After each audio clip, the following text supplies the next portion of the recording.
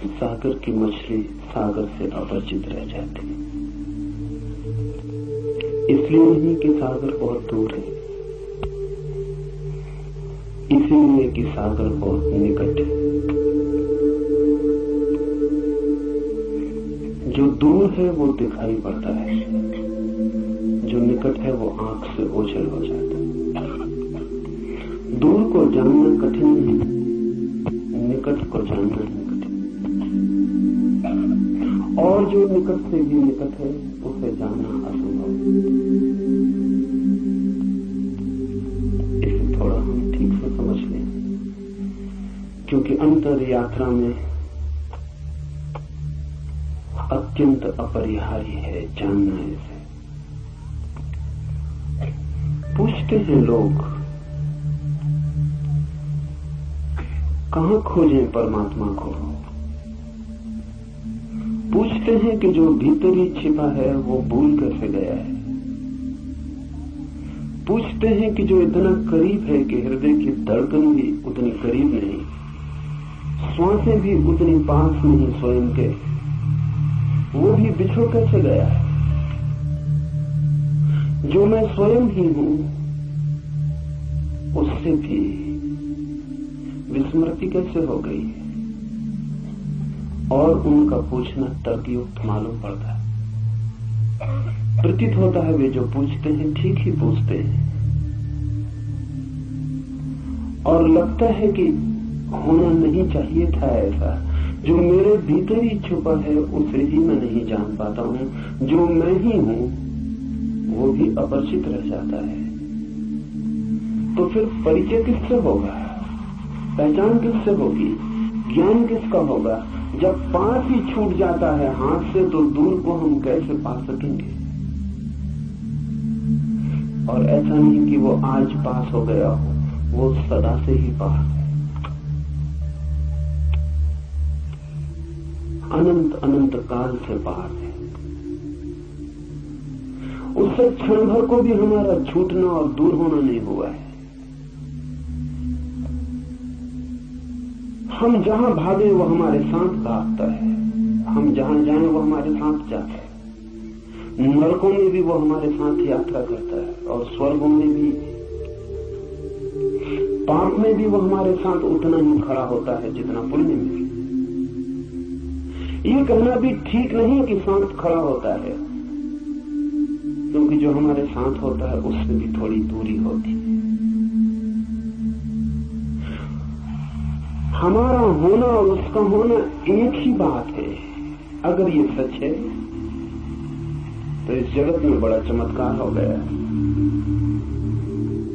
कि हम अपने को ही खो बैठे। जो असंभव मालूम पड़ता है, अपने को कैसे खोया जा सकता है? अपनी छाया तक को खोना मुश्किल है, हम अपनी आत्मा को खो बैठे हैं। ये कैसे हो सकता है? और ये हुआ है। उसके होने की घटना कैसे घटती है वही इस सूत्र का सार है। इस सूत्र में प्रवेश करने के पहले इसके बुनियादी आधार समझ लें।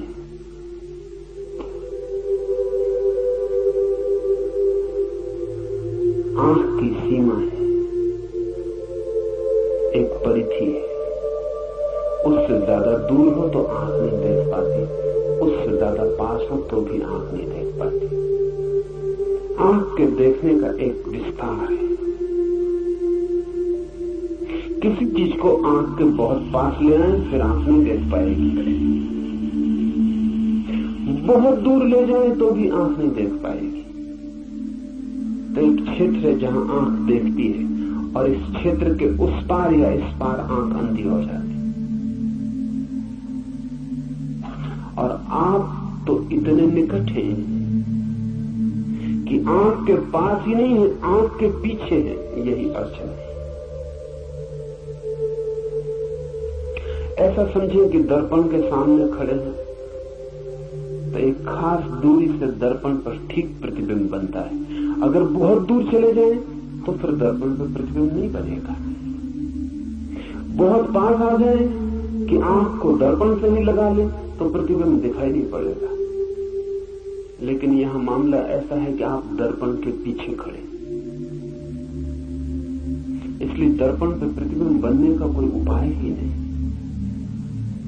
आंख आगे है, आंख पीछे है। आंख देखती है उसको जो आंख के आगे हो, आंख उसको कैसे देखे जो आंख के पीछे। कान सुनते हैं उसको जो कान के बाहर है, कान उसको कैसे सुने जो कान के भीतर है। आंख बाहर खुलती है, कान भी बाहर खुलते हैं। मैं आपको छू सकता हूं, अपने को कैसे छू?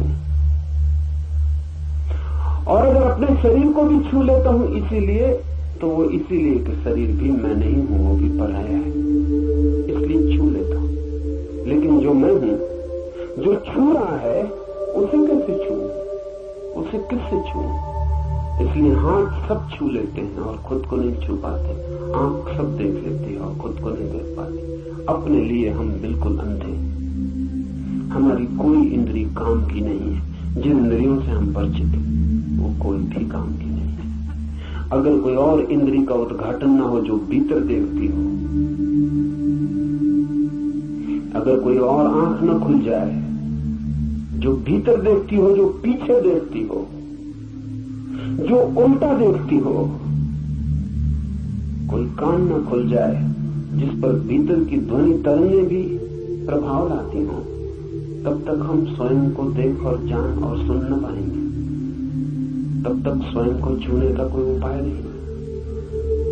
जो निकट है वो चूक जाता है, जो निकट से भी निकट है वो असंभव।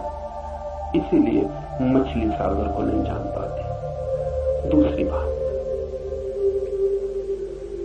सागर में ही पैदा होती है, सागर में ही जीती है, सागर ही उसका भोजन, सागर ही उसका पेय, सागर ही उसका प्राण, सागर ही सब कुछ। फिर सागर में ही मरती और लीन हो जाती। जानने के लिए मौका नहीं मिलता क्योंकि दूरी नहीं मिलती, फासला नहीं मिलता। मछली को सागर का पता चलता है अगर कोई उठा के उसे सागर के किनारे फेंक दे, तभी। ये बड़ी उल्टी बात हुई। सागर का पता तब चलता है जब सागर से दूर हो जाए। तो मछली तरसती है रेत पर, धूप में, तब उसे सागर का पता चलता है, क्योंकि इतनी दूरी तो चाहिए पता चलने के लिए। पैदा होने के भी पहले जो मौजूद था और मरने के बाद भी जो मौजूद रहेगा, और जिसमें ही पैदा हुए और जिसमें ही लीन हो गए, उसका पता कैसे चलेगा? पता चलने के लिए थोड़ी बिछोड़न, थोड़ा बिछोड़ होना चाहिए। इसलिए मछली को सागर का पता नहीं चलता, किनारे पे कोई फेंक दे तो पता चलता। आदमी की और भी मुसीबत है।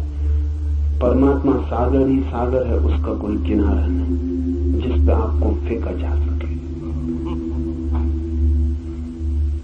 जहां आप तड़पने लगे मछली की तरह, ऐसा कोई किनारा होता तो बड़ी आसानी हो जाती। ऐसा कोई किनारा नहीं, परमात्मा सागर ही सागर है। इसीलिए तो जो परमात्मा में किनारा खोजते हैं वो उसे कभी नहीं खोज पाते। जो परमात्मा की मझधार में डूबने को राजी हैं, उनको ही उसका किनारा मिलता है। किनारा है ही नहीं, खोजने का कोई उपाय नहीं। और किनारा हो भी कैसे? सब चीजों का किनारा हो सकता है, समस्त का किनारा नहीं हो सकता, क्योंकि किनारा बनता है किसी और चीज से। नदी का किनारा बनता है, सागर का किनारा बनता है किसी और चीज से। परमात्मा के अतिरिक्त कुछ और नहीं है जिससे किनारा बन सके। परमात्मा का अर्थ ही इतना है कि जिसके अतिरिक्त और कुछ नहीं है। परमात्मा का मतलब कोई आकाश में बैठे हुए किसी व्यक्ति का नहीं है जो जगत को चला रहा हो। ये तो बच्चों की कहानियां हैं। परमात्मा से अर्थ है उस तत्व का जिसके अतिरिक्त और कुछ भी नहीं है। ये उसकी वैज्ञानिक परिभाषा हुई। परमात्मा का अर्थ है समस्त, सर्व, सब कुछ, जो भी है। जो भी है उसका कोई किनारा नहीं हो सकता है, क्योंकि उसके अतिरिक्त कुछ किनारा बनने को बचता नहीं है।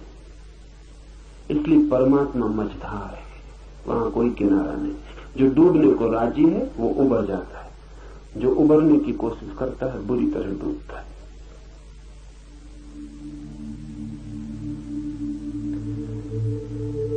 कोई किनारा हो तो पता भी चल जाए, इसीलिए हमें पता नहीं चला है। उसी में हम हैं, जिसे हम खोजते हैं उसी में हम हैं, जिसे हम पुकारते हैं उसे पुकारने की जरा भी जरूरत नहीं है, क्योंकि इतना भी दूरी नहीं है कि हमारी आवाज हमें जोर से पुकारनी पड़े। इसलिए कबीर ने कहा है कि क्या तुम्हारा खुदा बहरा हो गया जो तुम इतने जोर से अजान पढ़ते हो? क्या तुम्हारा ईश्वर बहरा हो गया जो तुम इतने जोर से पुकारते हो?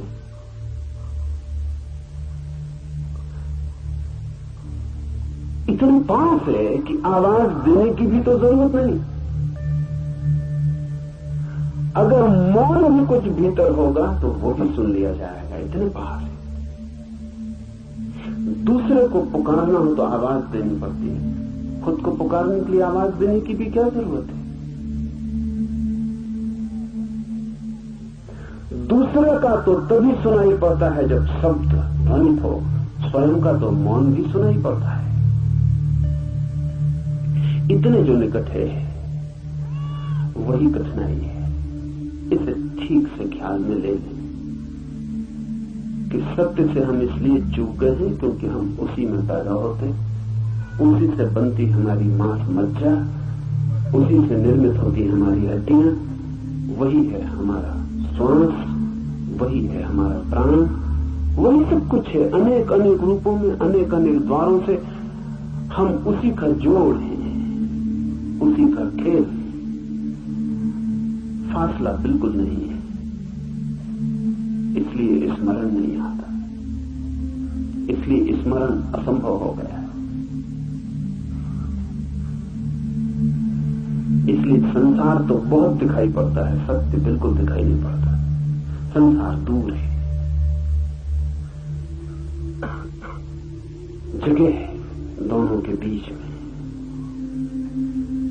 इसलिए संसार की वासना जगती है। वासना का अर्थ क्या है? वासना का अर्थ है जिससे हमें दूरी मालूम पड़ती हो उससे दूरी मिटाने की कोशिश। वासना का अर्थ है जिससे हमें दूरी मालूम पड़ती हो उससे दूरी मिटाने की कोशिश। इसलिए परमात्मा की कोई वासना नहीं, क्योंकि दूरी ही मालूम नहीं पड़ती। या कभी कोई परमात्मा को खोजता भी मालूम पड़ता है तो झूठी वासना मालूम पड़ती। परमात्मा के नाम से कुछ और पड़ता, नाम परमात्मा का लेता है, चाहता कुछ और है। शक्ति चाहता हो, सिद्धि चाहता हो, धन चाहता हो, पद चाहता हो, कुछ और।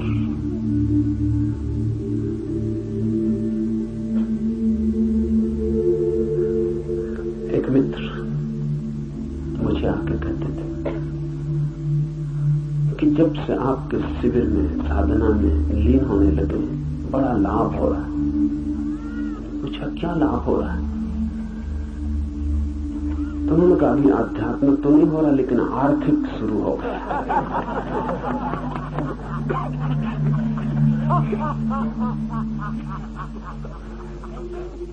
ठीक, आध्यात्मिक की इतनी जल्दी भी क्या है? टाला जा सकता, स्थगित किया जा सकता। आर्थिक तत्काल है।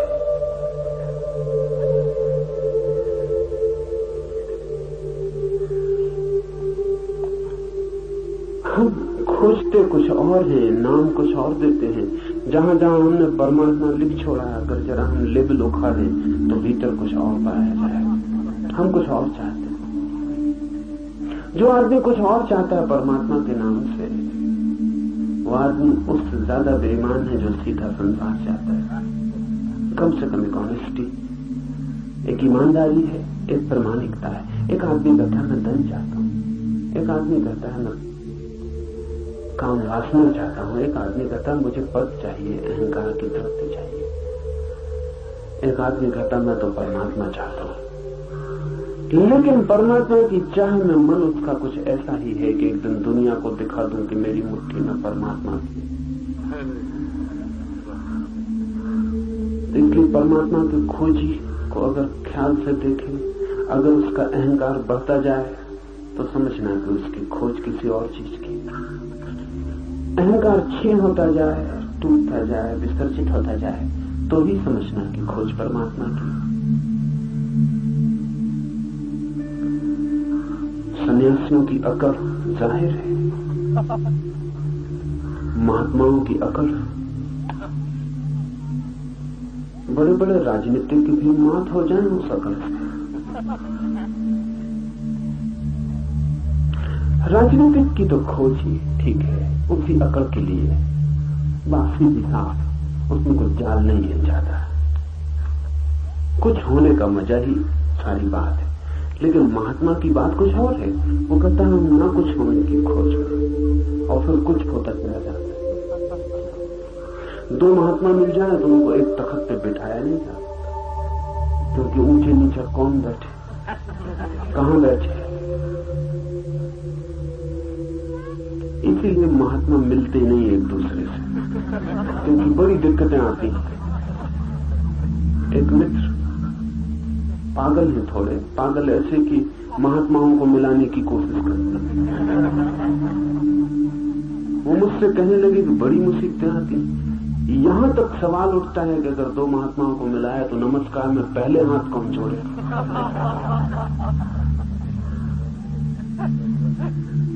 कठिन मामला। संसारी भी इतने संसारी नहीं मालूम होते, न भी जोड़ना चाहते हो हाथ तो भी जोड़ लेते हैं। मन में भला होता हो कि दूसरी पहले जोड़ता है, लेकिन फिर भी इसको छिपा के चलते हैं। अभद्र मालूम पड़ता है, लेकिन महात्माओं को अभद्र भी नहीं मालूम पड़ता। कुछ महात्मा तो नमस्कार करते ही नहीं, उन्होंने व्यवस्था ही बंद कर रखी है। वो सिर्फ आशीर्वाद देते हैं।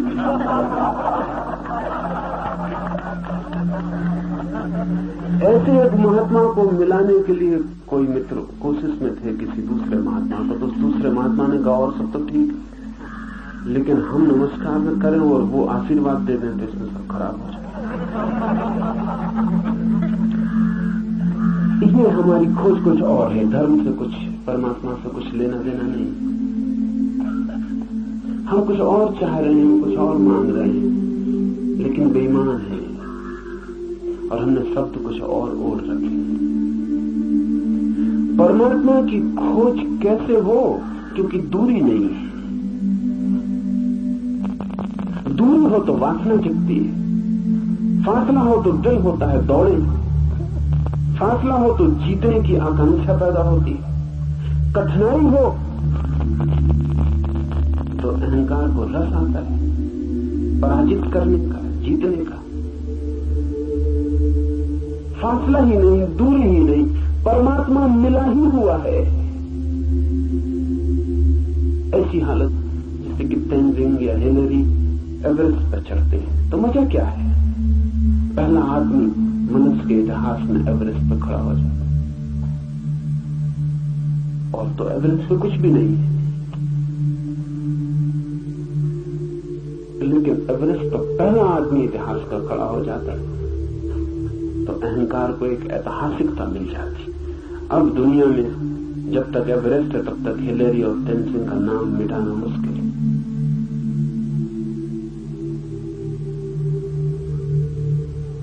अभी चांद की इतनी दौड़ चलती थी, ये बड़े मजे की बात है कि चांद पर हम क्या छोड़ आए। जो गए वो ईसाई है, लेकिन जीसस की मूर्ति नहीं छोड़ा है, झंडा छोड़ा है अमेरिका का। थोड़ा सोचिए, झंडे असली हैं, जीसस वगैरह सब झूठे हैं। यात्रियों को कि जीसस की एक छोटी मूर्ति भी ले जाए कम से कम। झंडा ले गए। झंडा है असली आदमी का अहंकार। और जीसस का भी कभी काम ये नाम ले लेते हैं तब उसका मतलब भी झंडा ही होता है और कुछ मतलब नहीं होता। जब लड़ना हो, झंडा ऊंचा रहे हमारा, तब जीसस, राम, कृष्ण, बुद्ध सब आ जाते हैं। मगर उनका भी उपयोग झंडे से ज्यादा नहीं है। वो भी आदमी के अहंकार पर लगाई गई पताकाएं हैं। चांद पर हम छोड़ाए हैं झंडे। आदमी इस आकांक्षा में लगा रहता है कि कुछ मैं कर दिखाऊं जो मैं ही कर पाऊं, ताकि मेरा मैं एक ऐतिहासिकता ले ले। पर अगर आप एवरेस्ट पे ही पैदा हुए हो तब बड़ी मुश्किल में पड़ जाएंगे। झंडा भी कहां लगाएं? आदमी परमात्मा पर ही पैदा हुआ है, वही है। आप वहां हैं ही, वहां से आपका कभी जाना नहीं हुआ। वही है आपकी भूमि जहां आप खड़े। इसलिए परमात्मा के पाने में कोई अहंकार की दौड़ नहीं है, गुंजाइश नहीं है, कोई तरह का रस नहीं मालूम पड़ता। फिर परमात्मा की वासना ही ना हो तो अभीप्सा, प्यास कैसे जगे? परमात्मा की प्यास बड़े उल्टे ढंग से जगती है। इसे ख्याल में ले लें, क्योंकि उसके अतिरिक्त और कोई रास्ता नहीं। संसार की प्यास जगती है दूरी से, और अगर अलंघ दूरी हो तो आकर्षण भारी हो जाता है। और इसलिए संसार में जो चीजें भी पाली जाती हैं उनका मजा चला जाता है, क्योंकि दूरी खत्म हो जाती है। आप एक स्त्री को पाना चाहते थे, फिर पा लिया। आप एक मकान बनाना चाहते थे, बन गया। आप सोने का शिखर चढ़ाना चाहते थे अपने मकान पर, वो चढ़ गया। अब जो मिल जाता है वो व्यर्थ हो जाता है, क्योंकि वो पास आ जाता है, उसमें दूरी नहीं रह जाती। दूर हो, कठिनाई हो, कोई न पा सके, आप ही पा सके तो ही मजा होता है। अमीरी का मजा अमीरी में नहीं है, बहुत लोगों की गरीबी में। अगर सब लोग अमीर हो जाएं, बात खराब हो जाए। अमेरिका में वही परेशानी है, अमीर का मजा कम हुआ जा रहा है। गरीब भी वही कपड़े पहन रहा है, उन्हीं कारों में चल रहा है, उन्हीं मकानों में रह रहा है। गरीब और अमीर के बीच अब कोई बहुत बुनियादी फासला नहीं। अमीर का मजा किरकिरा हुआ जा रहा है, अमीर परेशान है। वो कुछ और तरकीबें खोज रहा है जो वो ही कर सके और सभी लोग न कर पाए। परमात्मा में ही हम हैं, इसलिए परमात्मा में कोई अहंकार के लिए बुलावा नहीं, कोई निमंत्रण नहीं है, कोई चोट, कोई चुनौती, कोई चैलेंज नहीं है। फिर परमात्मा की अभीप्सा कैसे पैदा होती? संसार की अभीप्सा पैदा होती दूरी से, बुलावे से, चुनौती से। परमात्मा की अभीप्सा होती संसार की असफलता से। इसे ख्याल कर लें। जब आप सब तरफ दौड़ चुकते हैं और सब तरफ हार जाते हैं, सब पा लेते हैं और सब व्यर्थ हो जाता है। खोज पूरी हो जाती है और पूरे होते ही नकार हो जाता है, सब शून्य हो जाता है। हाथ में आते ही सब चीजें मिट्टी से धोती हैं, दूर सब सोना मालूम पड़ती हैं। जितनी हो दूरी उतना स्वर्ण शुद्ध मालूम पड़ता है। जैसे जैसे पास आता है अशुद्ध होने लगता है, और पास आता है मिट्टी होने लगता है। जिन्होंने कथा मिदास की है, कथा में बड़ा व्यंग है। कथा है कि मिदास ने ऐसी सिद्धि पा ली, ऐसा वरदान पा लिया कि जो भी छुए सोना हो जाए। हम सब मिदास से उल्टे हैं, जो भी छुए मिट्टी हो जाए। लेकिन बड़ा मजा है, मिदास भी मुश्किल में पड़ गया था, तो हमारी मुश्किल का तो क्या अंत। मिदास जो भी छूता है सोना हो जाता। उसने अपनी पत्नी को छुआ, वो सोना हो गई। उसने भोजन छुआ, वो सोना हो गया। उसने पानी पीने को उठाया, ओंठ तक पानी गया और सोना हो गया। मरा मिदास, बड़ी मुश्किल में पड़ गया, क्योंकि सोने से प्यास नहीं बुझी थी। और कितनी ही लोग बातें करें, कनक जैसा शरीर, स्वर्ण जैसा शरीर, सोने के शरीर से कोई तृप्ति होने वाली नहीं। कोई कितनी कहे कि मेरी प्रेसी का जो काया है कनक काया, स्वर्ण काया, लेकिन हो जाए तब पता चले, तब सिर धुने बैठ के ये क्या हो गया। तो वही काया बेहतर थी। मिजाज इस मुश्किल में पड़ गया, कवियों की बातों में आ गया, वरदान मांग बैठा। पत्नी हो गई सोने की, पानी सोना हो गया, भोजन सोना हो गया। लोग उससे भागने लगे, खुद के बेटी बेटी दूर रहने लगे, कहीं वो छू न दे, कोई मित्र पास न आए कि कहीं छू न दे। मिजाज अकेला हो गया, बड़ा पूरा जगत था उसका, सम्राट था, अकेला हो गया। वजीर पास न आए, सदा एक फासला रखें कि बचने का उपाय रहे, भागने की सुविधा रहे, अगर वो छू ही दे। और मिजाज भूखा मरने लगा, पानी मिले ना, भोजन मिले ना। वो चिल्लाने लगा, चीखने लगा कि भगवान वापस कर दे, वही ठीक था। ये तो वरदान अभिशाप हो गया। मिजाज की यह हालत हो गई, सब चीजें सोना होने लगी, तब हमारी क्या हालत होगी जब जो भी छूते मिट्टी हो जाते। पत्नी दूर थी तो सोने की मालूम पड़ती थी, जिस दिन विवाह किया उसी दिन मिट्टी की वाणी शुरू हो गई। 2-4 साल बाद मिट्टी रह जाती, कुछ नहीं, सब चीजें मिट्टी हो जाती, जो भी छुए मिट्टी हो जाता है। जिस दिन आपको यह अनुभव होता है कि सब दौड़ व्यर्थ है, उस दिन आप उसी जगह खड़े रह जाते हैं जहां परमात्मा है।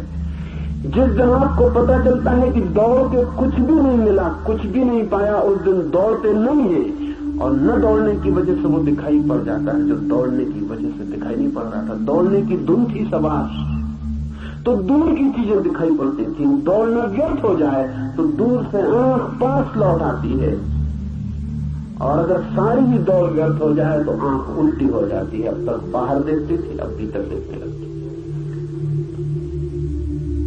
दर्पण घूम जाता है जब संसार में देखने योग कुछ भी नहीं लगता, पाने योग कुछ भी नहीं लगता, खोजने योग कुछ भी नहीं लगता, जब संसार वासना नहीं रह जाती। इसलिए इतना जोर दिया है बुद्ध ने, महावीर ने, उपनिषदों ने कि निर्वासना द्वार है।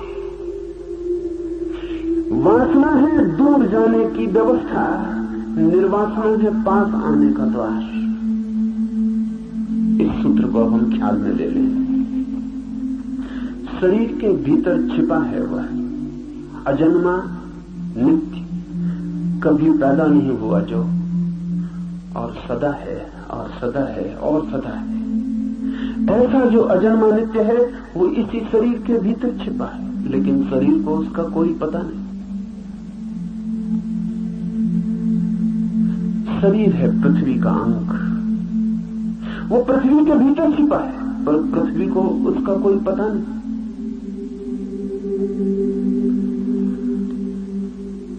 इसी की पुनरुक्ति है इसी सूत्र की।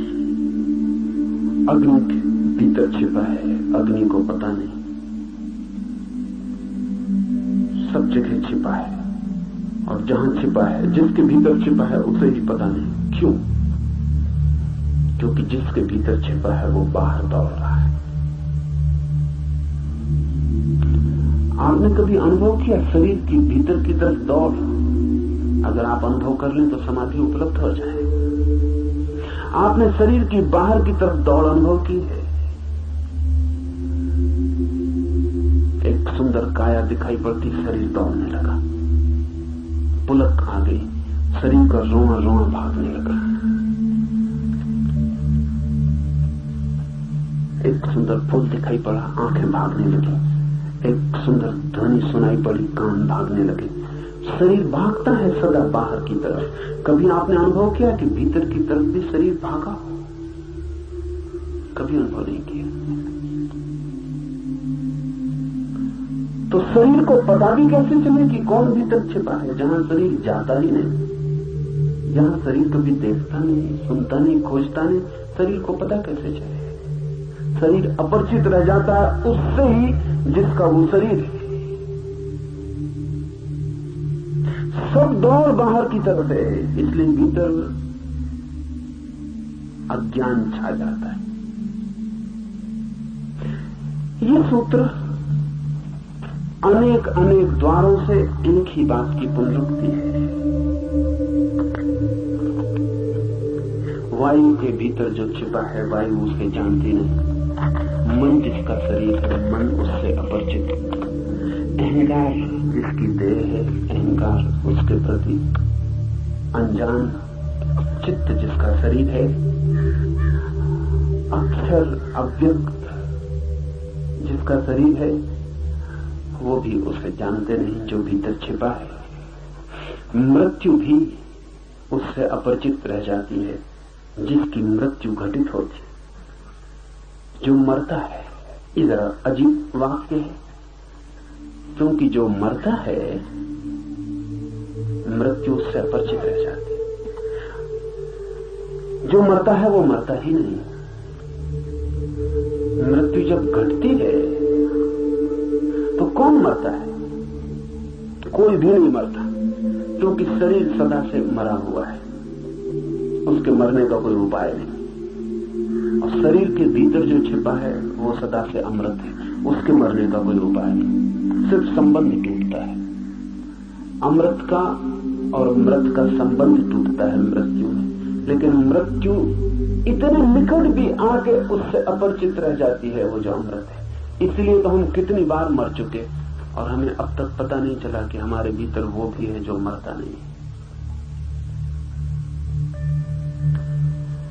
इस अपरिचय की प्रक्रिया ही यही है कि निकट आके भी भीतर देखना नहीं हो पाता, देखना बाहर ही होता रहता है। मरता हुआ आदमी देखिए, मरने को पड़ा है लेकिन बाहर ही देखता रहेगा। अभी भी भीतर जाने का मन नहीं हो रहा उसका। मृत्यु उसे धकाती है, हटाती है शरीर से, लेकिन वो पकड़ रहा है, जोर से पकड़ रहा है और भी जोर से पकड़ रहा है जैसा उसने कभी नहीं पकड़ा था। इसलिए वृद्ध आदमी कुरूप हो जाते हैं, जवान सुंदर मालूम पड़ते हैं। उसका कारण गहरे में शरीर ही नहीं है। जवान शरीर को पकड़ता नहीं, अभी आश्वस्त है। बूढ़ा शरीर को पकड़ने लगता है, उस पकड़ने से सब कुरूपताएं पैदा हो जाती। बूढ़ा डरने लगता है कि अब मरे, अब मरे, अब मौत करीब है। जितना मौत से डरता है उतना जीवन को जोर से पकड़ता है, और जितना जोर से पकड़ता है उतना ही जीवन कुरूप हो जाता है। बच्चे इतने प्यारे लगते हैं, पकड़ते ही नहीं बिल्कुल, अभी उन्हें पता ही नहीं कि मौत भी है। पशु पक्षी देखे, कितना ही बूढ़ा हो जाए पशु, कितना ही बूढ़ा हो जाए पक्षी, उनकी बात कर रहा हूं जिनका आदमी से सत्संग नहीं है। आदमी तो बिगाड़ ही देता है। तो बड़ी हैरानी होती है, जंगल में पशु और पक्षी बूढ़े नहीं होते मालूम पड़ते। जैसा बुढ़ापा आदमी को पकड़ता है ऐसा पशु पक्षियों को पकड़ता नहीं मालूम पड़ता। बच्चे ही बने रहते हैं, किसी गहरे तल पर उन्हें पता ही नहीं कि मौत होने वाली है, इसलिए कोई शरीर की पकड़ नहीं आती। बच्चे में जो ताजगी है, जीवन सहज है, मौत की पकड़ नहीं है कोई। बुढ़ापे में कठिनाई आ जाती, मौत साफ होने लगती। जिंदगी अब चेष्टा है, अब प्रयास से जीता है आदमी, अब इंच इंच सोच के चलता है कि कहीं मौत ना आ जाए। इससे दुविधा पैदा हो जाती, तनाव बढ़ जाता भीतर, और पूरे समय चिंता संताप पकड़ लेता, वही चित्त को कुरूप कर जाता है। मौत भी नहीं जान पाती उसको जो भीतर छिपा अमृत है। कारण एक ही है कि भीतर देखने की घटना ही तब घटती है जब बाहर देखने का सारा सिलसिला व्यर्थ हो जाए।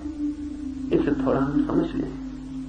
व्यर्थ कई बार होता मालूम पड़ता है, फिर भी होता नहीं। ऐसा नहीं है कि आपको व्यर्थ नहीं हो जाता है, आपको भी व्यर्थ हो जाता है। एक कार खरीदने का सोचते थे, खरीद ली। जब नहीं खरीदी थी तो रात उसके सपने भी आते थे। जिस दिन कार की डिलीवरी मिलने वाली थी उस दिन रात सो भी नहीं सके थे, रात भर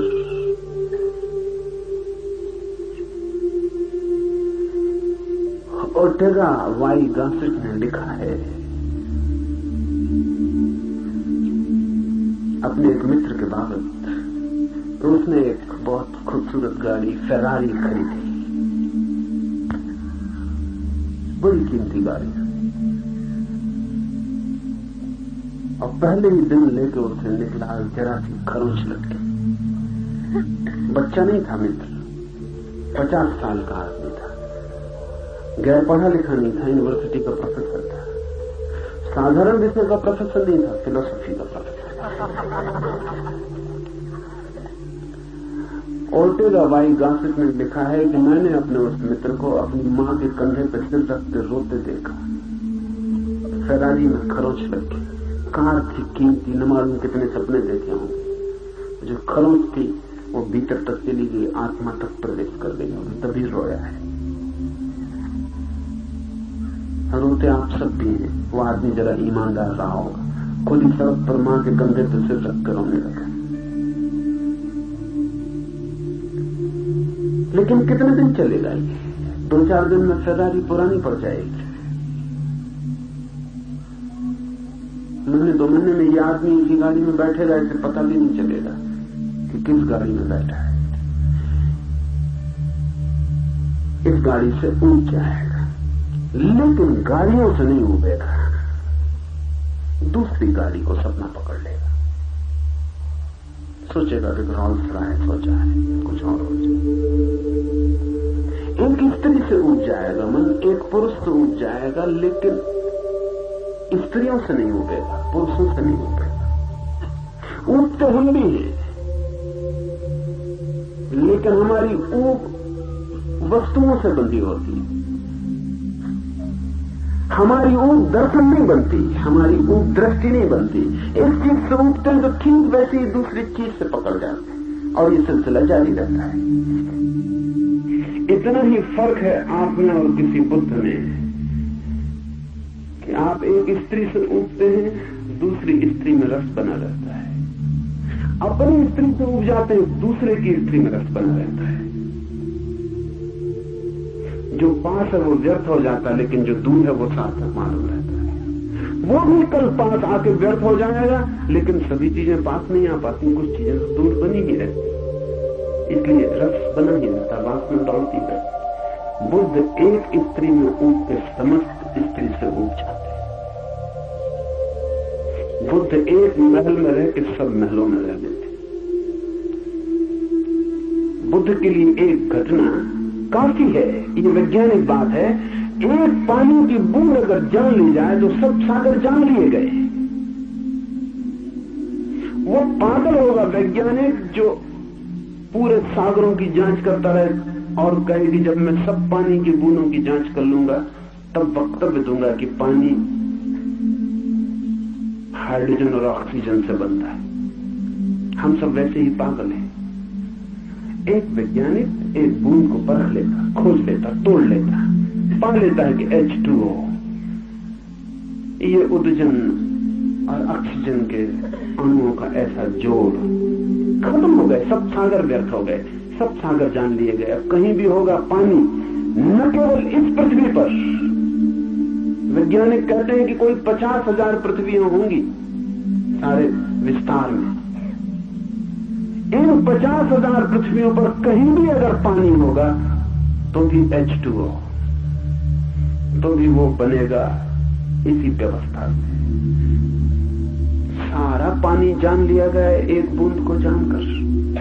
एक वासना की व्यवस्था को समझकर सारी वासना को जो जान लेता है वो बुद्ध हो जाता है।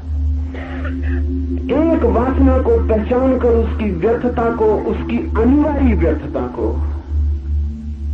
उसकी अपरिहार्य असफलता को जो देख लेता है, उसकी वासना गिर जाती। उसकी वासना ऐसे गिर जाती है जैसे लंगड़े के बैसाखियां अचानक गिर जाएं। उनसे ही वो चलता था। पैर तो थे नहीं चलने के, बैसाखियों से चलता था, लकड़ी के पैर थे। अचानक बैसाखियां गिर जाएं और लंगड़ा वहीं गिर पड़े। ठीक ऐसी ही घटना घटती है जब वासना की बैसाखियां गिर जाती हैं। संसार में चलने के कोई पैर थोड़ी हैं, लकड़ी के पैर हैं। नकली पैर हैं, वासनाओं से निर्मित हैं। वासना के गिरते ही वैसाखियां गिर जाती हैं और आदमी अचानक अपने को वहां पाता है जहां से वो कभी हटा ही नहीं था, जहां वो सदा था, जहां होना उसका स्वभाव है। वही है परमात्मा, वही है अध्यात्म। इस सूत्र का आखिरी हिस्सा उसकी खबर है।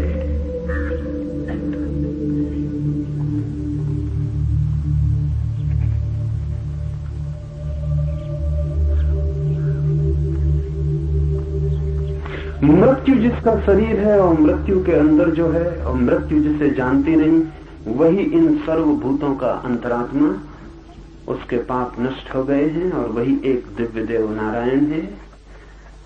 देह इंद्रियां आदि अनात्म पदार्थ हैं, इनके ऊपर मैं मेरा ऐसा जो भाव है वो अध्यास भ्रम है। इसलिए विद्वान को ब्रह्मनिष्ठा द्वारा इस अध्यास को, इस भ्रम को दूर करना चाहिए।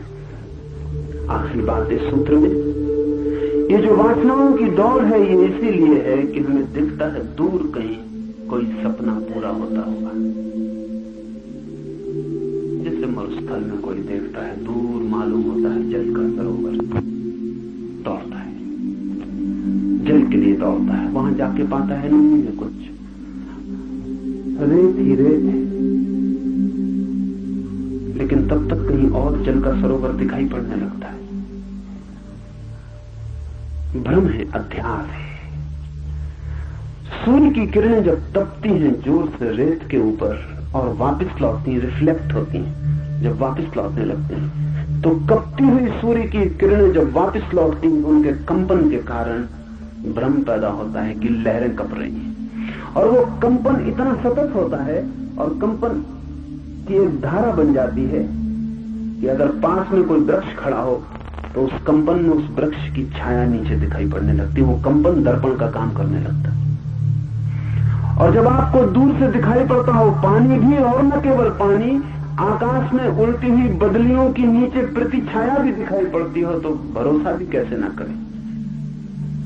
आकाश में उड़ते हो कबूतर या आकाश में उड़ती हो बगलों की कतार और नीचे पानी में भी उसकी छाया हो जाती हो, पास में खड़े वृक्ष भी नीचे दिखाई पड़ते हो, तो फिर भरोसा पक्का हो जाता है कि पानी होना चाहिए।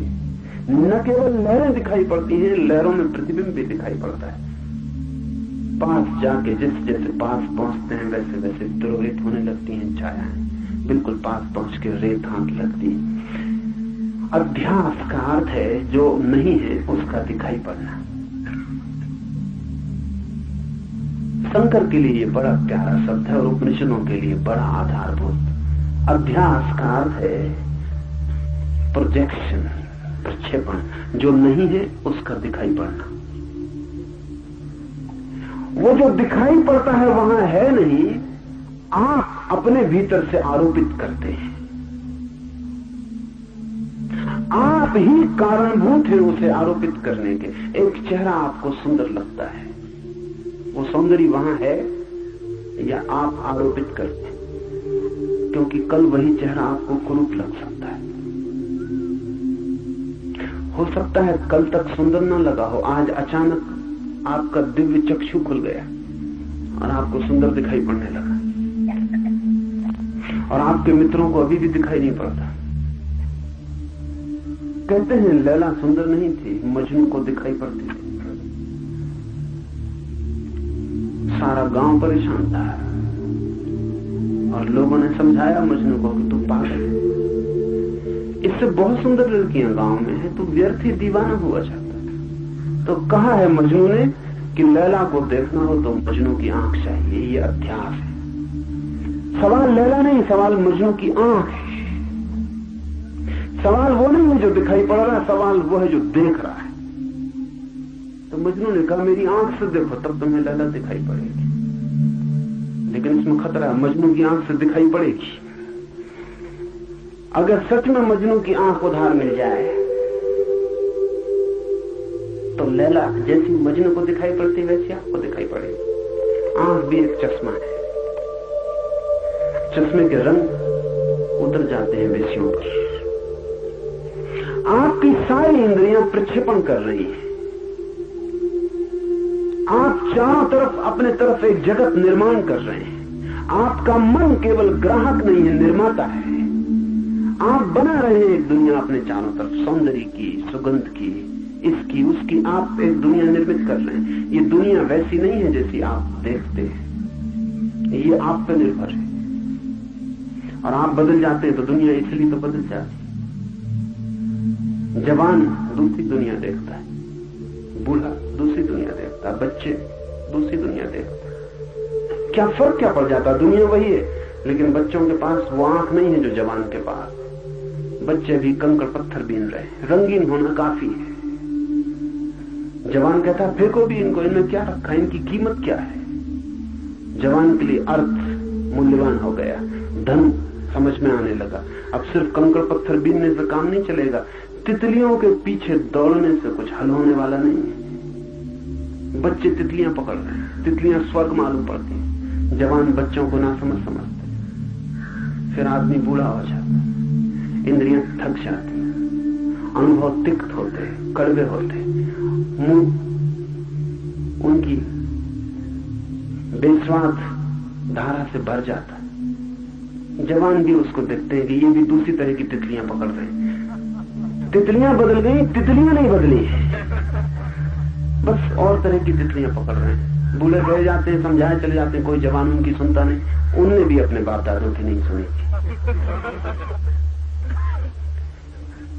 नहीं सुनने का कारण है आंखें दूसरी हैं। बूढ़े की आंख अगर जवान को मिल जाए तो उसे भी ऐसा ही दिखाई पड़ेगा। और ध्यान रखो कि मजा यह है कि अगर अभी बूढ़े को फिर जवान की आंख मिल जाए तो वो सब अनुभव भूल जाएंगे। वो जो ज्ञान बता रहे हैं वो सब भूल जाएगा, फिर जगत रंगीन हो जाएगा। सुना है मैंने अमेरिका की सुप्रीम कोर्ट का एक चीफ जस्टिस, न्यायाधीश, जब जवान था तब पेरिस आया था, शादी करके सीधा पेरिस आया था। फिर 30 साल बाद जब बूढ़ा हो गया और बेटों की शादियां हो गई और बेटे पेरिस हो आए, तो फिर दोबारा अपनी पत्नी को लेके आया। उसका नाम था पीरे। पेरिस देख के उसने अपनी पत्नी से कहा वो बात न रही पेरिस में, सब फीका फीका हो गया।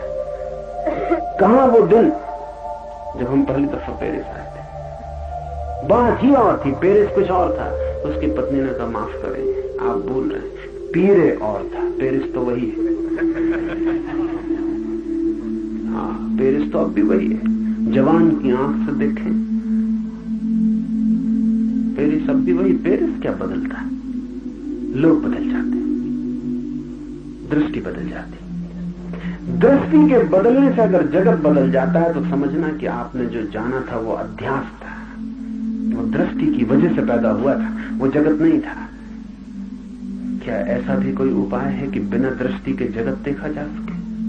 अगर हो तो ही जगत देखा जा सकता है, नहीं तो नहीं। दृष्टियां अध्यास है, इसलिए ख्याल रखें, दर्शन का मतलब दृष्टि नहीं है।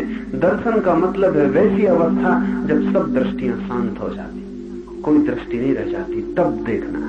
जब अपनी कोई आंख नहीं रह जाती थोपने को, और अपना कोई भाव नहीं रह जाता आरोपित करने को, अपनी कोई आकांक्षा नहीं रह जाती, मरुस्थल को तब देखना जब भीतर कोई प्यास नहीं होती। फिर मरुस्थल धोखा नहीं दे सकता, प्यास की वजह से धोखा हो जाता। पानी की चाह होती है और नहीं मिलता तो चाह और बढ़ जाती है, और जब चाह ज्यादा बढ़ जाती है तो मन विक्षिप्त हो जाता है, और जो नहीं है उसे भी मानने का मन होने लगता है। लेकिन एक ऐसी स्थिति भी है जब सब दृष्टियां छीन हो जाती और दर्शन का उदय होता है। कब होती हैं दृष्टियां छीन? दृष्टियां तभी छीन होती हैं जब सभी वासनाएं छीन हो जाती, क्योंकि हर दृष्टि वासना का खेल है, वासना का फैलाव है। तो सूत्र कहता है देह इंद्रियां आदि अनात्म पदार्थ हैं, इनके ऊपर में मेरा ऐसा जो भाव होता है वो अध्यास है। इसलिए बुद्धिमान को ब्रह्मनिष्ठा द्वारा इस अध्यास को दूर करना चाहिए। ब्रह्मनिष्ठा द्वारा, अपने में निष्ठा द्वारा हमारी निष्ठा हमेशा पराये में है, किसी और में, अपने में नहीं है। दौड़ कहीं और है, अपने में नहीं है। जहां कहीं और रहे हैं एक जगह को छोड़कर, वो जगह जो भीतर है। ब्रह्मनिष्ठा का अर्थ है ये वासनाओं की दौड़ हट गई, आदमी अपने में खड़ा हो गया। आदमी वहीं खड़ा हो गया जहां कोई मन नहीं है, कोई इंद्रियां नहीं है, कोई शरीर नहीं है, सिर्फ शुद्ध चैतन्य है। उसमें प्रतिष्ठित होते ही सब अध्यास टूट जाते और तब संसार नहीं है, ब्रह्म ही है।